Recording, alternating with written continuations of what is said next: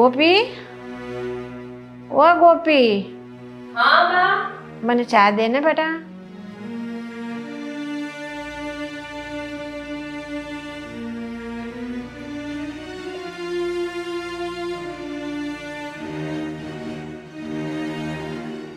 Mummy ચા કેવી છે હવે તબિયત?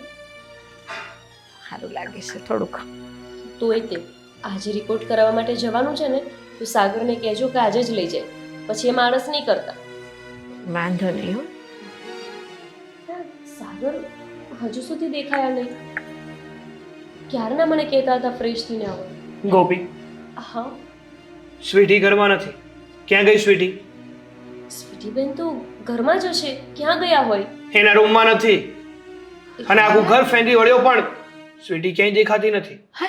અરે સાગર, એવું કેવી રીતે બની શકે? એક કામ કરો, એમને ફોન કરો ને, પૂછો ક્યાં ગયા છે. વાહ, જાણે તને જ બધી ખબર પડે છે. હું તો ગાંડો રહ્યો ને. અરે ફોન ટ્રાય કરી લીધો પણ ફોન સ્વિચ ઓફ આવે છે. ફોન સ્વિચ ઓફ આવે છે. સ્વીટીબેન ઘરમાં નથી. એ ગયા ક્યાં? ગોપી, એને ક્યાંક ફોનની બેટરી પતી ગઈ હશે તો. ના, તમારી દીકરીની ફોનની બેટરી નથી પતી ગઈ. તમારી દીકરી છે ને એ પેલા લફંગા સાથે ભાગી ગઈ છે.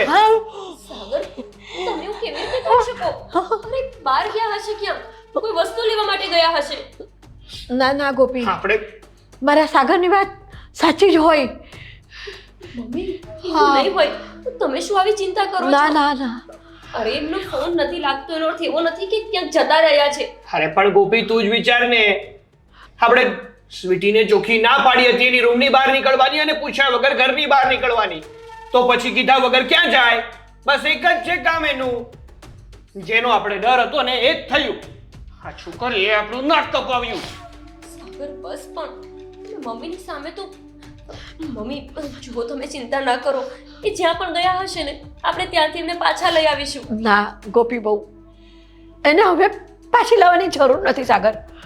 જે છોકરીએ આપણી ઇજ્જત ઉપર પગ મૂક્યો ને, એ છોકરી મારા ઘરમાં પાછી ન જોઈ ગોપી. હા મમ્મી, તમારી વાત એકદમ સાચી છે. આપણા એટલા સમજાવવાથી કહેવાથી જો સ્વીટી સમજી નહીં અને એણે એના ધાર્યું જ કર્યું ને, તો પછી એને આપણા ઘરમાં રહેવાની કે આપણી વચ્ચે રહેવાની કોઈ જરૂર નથી. સાગર બસ, પણ હવે તમને તો ખબર હતી ને કે અશોકને કેટલો પ્રેમ કરે છે, તો પછી હવે એમને એ જ પગલું ઠીક લાગ્યું તો એમને એ કર્યું હશે. અરે પણ ગોપી, આપણે લોકોએ ના નથી પાડી. એ કીધું હતું ને એટલે હું મળવા પણ ગયો હતો. મેં સ્વીટીને પણ કહ્યું હતું કે મમ્મીની તબિયત સરખી થઈ જવા દે, હું એમને પૂછી લઈશ અને પછી જે યોગ્ય લાગશે ને એ કરીશું. પણ આટલી બધી શું ઉતાવળ? ગોપી, મેં તમને કહ્યું હતું ને કે સ્વીટી જિદ્દી છે, એ એનું ધાર્યું કરીને જ રહેશે. મમ્મી, જે પણ થયું એ જો હવે તમે જરાય ચિંતા ન કરો. જે થવાનું હતું એ થઈ ગયું છે. તમે આમને આમ તમારી તબિયત શું કામ વધારે ખરાબ કરો છો? ગોપી બહુ, ચિંતા ન કરું તો શું કરું? બાપ વગરની દીકરી મોટી કરી છે. લોકો મને કહેશે કે એની માએ શું ધ્યાન રાખ્યું, દીકરીને કોલેજ કરાવી, એનું આ પરિણામ દીધું દીકરીએ. સાગર, મમ્મીને હોસ્પિટલ લઈ જવાના છે આજે, એમને રિપોર્ટ્સ કરાવવાના છે. મારે નથી જવું હોસ્પિટલ. અરે મમ્મી, તમારે છે ને ના નથી પાડવાની. ના બેટા, તમારે મારી સાથે આવવાનું છે હોસ્પિટલ. અરે સ્વીટી ગઈ તો ભલે ગઈ, એના નસીબનું એ ખાશે. આ દિવસ જોવા માટે ભગવાન તે મને જીવતી રાખી. અરે મમ્મી જો, તમારે ઓછું લગાડવાની કે પસ્તાવાની કોઈ જરૂર નથી. આ બધી વાતમાં તમારો કઈ વાંક નથી. વાંક મારા સંસ્કારોનો છે ગોપી બહુ. ના ક્યાંક સંસ્કાર દેવામાં ખામી રહી ગઈ હશે. મમ્મી, જો તમે આવું ન વિચારો. તમે તો એકલા હાથે 2 છોકરાઓને મોટા કર્યા છે. તમારા પર તો અમને ગર્વ છે. મને પણ ગર્વ છે કે તમે મારા સાસુ છો. પણ એ પપ્પા ગયા પછી તમે પારકા કામ કરીને આ બંને છોકરાઓને ભણાવ્યા, મોટા કર્યા, સારા સંસ્કાર આપ્યા. પણ આ વાત હવે સ્વીટીબેન ન સમજી શક્યા તો આપણે શું કરીએ? બંને ભાઈ બહેનને સરખા સંસ્કાર, સરખું પાલન પોષણ, તો એ આટલો બધો ફેર કેમ ગોપી બહુ? આટલો બધો ફેર કેમ? બસ મમ્મી, મેં કીધું ને, સ્વીટી એના કર્યા ભોગવશે. તમે ચાલો, આપણે હોસ્પિટલે જવાનું છે. જો મમ્મી, જો તમારી તબિયત વધારે ખરાબ થઈ ને તો પછી આપણે નહીં સાચવી શકીએ. ચાલો હા મમ્મી, જાઓ તમે રિપોર્ટ્સ કરાવી આવો. ચાલો મમ્મી. મને મારા આજ હાલતમાં રહેવા દો. મને ઉપરવાળો લઈ લે તો અરે સારું. મમ્મી શું કહો છો તમે? ઊભા થાઓ. આ છોકરી જતી રહી છે એનું મારે લોકોનું સાંભળવું તો ના પડે ને ગોપી બહુ. જઈ આવો હોસ્પિટલ, રિપોર્ટ્સ કરાવી આવો. જાઓ સાગરની સાથે. હા ચાલો મમ્મી. હવે છે ને એક શબ્દ નથી બોલવાનો. સાગર સાચવીને લઈ જજો. હા.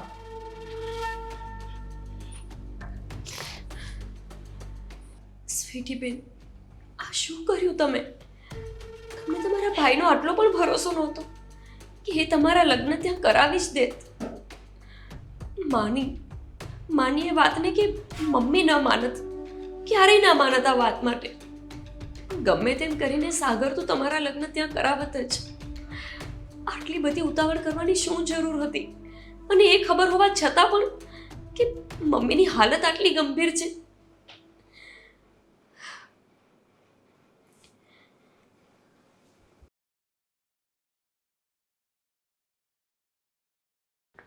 હા સ્વીટી. આવી ગયા? હા, તું શું કરતી હતી? કાંઈ નહીં, આ ભાઈ ભાભી અને મમ્મીના ફોટોસ જોતી હતી.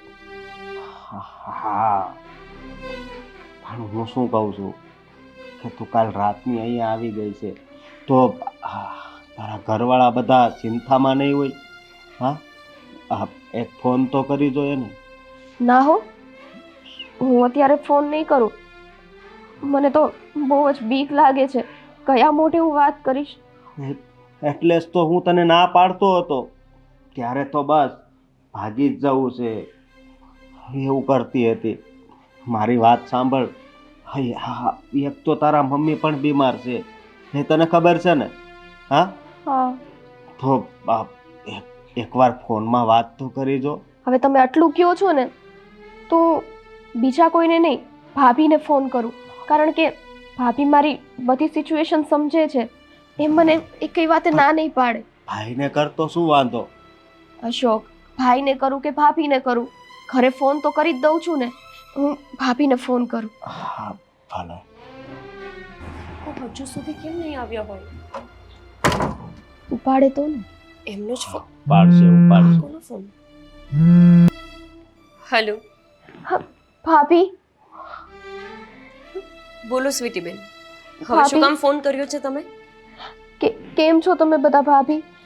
બધું ઠીક છે ને? પહેલેથી જ તો ખબર છે કે મમ્મીની તબિયત સારી જ નહોતી અને આ બધું કરવાની જરૂર શું હતી તમારે? તમને કીધું હતું ને તમારા ભાઈએ કે તું ઘરની બહાર પણ ના જતી, તો બહાર જવાના બદલે તો તમે ઘર મૂકીને જ જતા રહ્યા. તમને એક પણ વાર વિચાર ના આવ્યો કે મમ્મીની હાલત ખરાબ છે, તમારા ભાઈ ઉપર પહેલેથી જ હોસ્પિટલનું ટેન્શન છે અને તમે છો કે બસ તમારી મનમાની કરી લીધી? ભાભી, એવું નથી. મેં તમને લોકોને મારી બધી અંગત વાત કહી. મેં ચોરી છુપે તો કંઈ કર્યું નહોતું. એ છતાં પણ તમે લોકો મને બંધ રાખતા. અરે, તમે લોકોએ મને અશોકને મળવા માટેની પરમિશન તો દઈ દીધી હોત, હું આવું ક્યારેય ના કરે. અને મને ખબર છે કે મમ્મીની તબિયત ખરાબ છે, પણ હું તમને લોકોને એક વખત નહીં 100 વખત સમજાવતી રહી કે અશોક એવો છોકરો નથી. અત્યારે પણ અશોકે જ મને તમને લોકોને કોલ કરવાનું કહ્યું છે. એવા ના હોત ને તો તમને આવી રીતે ભગાડીને લઈ ના ગયા હોત. સારા માણસનો દીકરો હોત તો એક વખત તમને સાચી સલાહ આપત કે આ ભાભી, રીતે ભાગીને લગ્ન ન કરવા જોઈએ. જોવો ભાભી, તમે આ ખોટું બોલી રહ્યા છો. અશોકે મને વારંવાર ના પાડી કે આપણે ભાગીને લગ્ન નથી કરવા. પરંતુ તમને તમારી નણંદની જીદ તો ખબર જ છે ને. મારી જીદ આગળ એનું ના ચાલે. તમારા લોકોનું નથી ચાલ્યું તો એનું તો ક્યાંથી ચાલે? તો એ સારી વાત નથી. અને સાંભળી લો, તમારા મમ્મીને અત્યારે હોસ્પિટલમાં દાખલ કર્યા છે. શું? હા, મમ્મી, તમારા ભાઈ તો ગયા હતા ખાલી રિપોર્ટ કરાવવા માટે. ડોક્ટરે ત્યાં ને ત્યાં એડમિટ થવાનું કહ્યું છે અને જો 2 થી 3 દિવસમાં કોઈ કિડની ના મળીને તો મારા મમ્મીનું જીવન મને નથી લાગતું કે આગળ લખાયું હોય. ભાભી, આટલી મોટી વાત થઈ ગઈ. મમ્મી હોસ્પિટલમાં છે, એને એડમિટ કર્યા છે. હું અત્યારે જ મમ્મીને મળવા આવું. કોને મળશો? કહું તો છું કે મમ્મી હોસ્પિટલમાં છે અને હોસ્પિટલમાં માત્ર એક જ વ્યક્તિને રહેવાનું અલાઉડ છે. એટલે તમારા ભાઈ ત્યાં રોકાયા છે અને હું અહીંયા ઘરમાં છું. તમે તો જતા રહ્યા આવી સ્થિતિમાં તો તમે પરણી ગયા હોય ને તો તમારે તમારા મમ્મીનું ધ્યાન રાખવા માટે ઘરે આવવું જોઈએ, અને એના બદલે તમે ઘર મૂકીને જતા રહ્યા, એ પણ આવા સમયે. ભાભી જુઓ સ્વીટી બેન, હવે મને કોઈ ફોન ના કરતા. ભાભી તમે મારો એકનો જ નહીં, તમારા ભાઈનો અને મમ્મીનો પણ ભરોસો તોડ્યો છે. ભાભી પ્લીઝ, ભાભી હેલો. શું થયું છે? અશોક, મમ્મીને અત્યારે હોસ્પિટલમાં એડમિટ કર્યા છે. હા? હા, ભાભીએ એ પણ કીધું છે કે મમ્મીને જો કોઈ કિડની ડોનેટ કરવા વાળું નહીં મળે ને તો મમ્મીને બચાવવા બહુ જ મુશ્કેલ છે. અને આવી પરિસ્થિતિમાં હું ગાંડી છું. હું મારી માને મૂકીને અહીંયા ભાગીને આવી ગઈ. અરે એટલે જ તો હું તને સમજાવતો હતો કે હા રહેવા દે, પણ તે મારી એક વાત ન માની. પણ તું ચિંતા કરમાં. હા, કિડનીનો જ સવાલ છે ને, તો એનું કંઈક થઈ જશે. હા. કઈ રીતે થશે? આટલી જલ્દી તો કોઈ એની કિડની થોડી ડોનેટ કરવા વાળું મળી જાય. મને એટલી ચિંતા થાય છે ને, હું અત્યારે જ જઈને મમ્મીને મળું. નહીં, મારી વાત સાંભળ. તું ભગવાન ઉપર ભરોસો રાખ. સને મમ્મીને જલ્દી કિડની મળી જશે. હા, તું ચિંતા ના કર.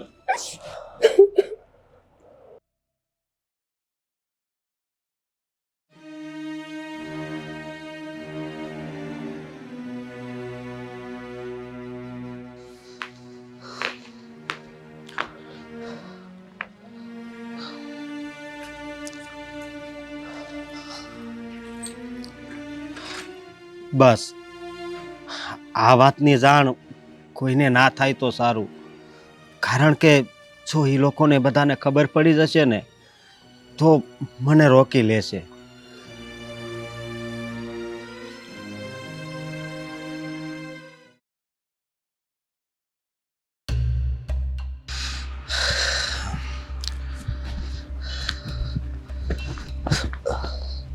દેખાતું નથી તને? અચ્છા, તો તું છે એમ ને? શું જરૂર હતી મારી બેનને ભગાડી લઈ જવાની? હે, ના પાડી હતી ને મેં તને. કહ્યું હતું ને કે અત્યારે થોડોક સમય કાંઈ નહીં કરતો, જ્યાં સુધી મારા મમ્મીની તબિયત સારી ન થઈ જાય ને ત્યાં સુધી જેવું ચાલે છે ને એવું ને એવું ચાલવા દે. પછી હું મારી જાતે જ મારા મમ્મીને પૂછીને તમારા લગ્ન કરાવી આપીશ. પણ નહીં, મારે ક્યાં મારું માનવું જ છે? સાગરભાઈ, મેં તમારી બેનને ખૂબ જ સમજાવી, પણ એ મારી વાત માની જ નહીં. તમને ખબર છે ને કે હું એને કેટલો પ્રેમ કરું છું, એટલે પછી મારે એની વાત માનવી પડી. એ તો એમ જ હોય ને. ત્યાં કોણ જોવા આવ્યું હતું કે કોની ભૂલ છે ને કોની નહીં? ભાઈ તો હવે છોડે બધી વાત. હા, હોસ્પિટલમાં શું કામ આવ્યો હતો તું? હા, કંઈ નહીં, મારે થોડુંક કામ હતું ને એટલે મારો મિત્ર છે ને એને એડમિટ કરેલો છે. સારું, નીકળ અહીંયાથી. અને આજ પછી છે ને તારું થોબડું મને નહીં બતાવ. હા, તો અત્યારે મારા મમ્મી પાસે આવ્યો છું ને એટલે હું તને વધારે તો કંઈ નથી કહેતો. જો પાછો કંઈક મળી ગયો ને તો અને તારા હાડકા ખોખરા કરતા બહાર નહીં રાખ. ચાલ નીકળી.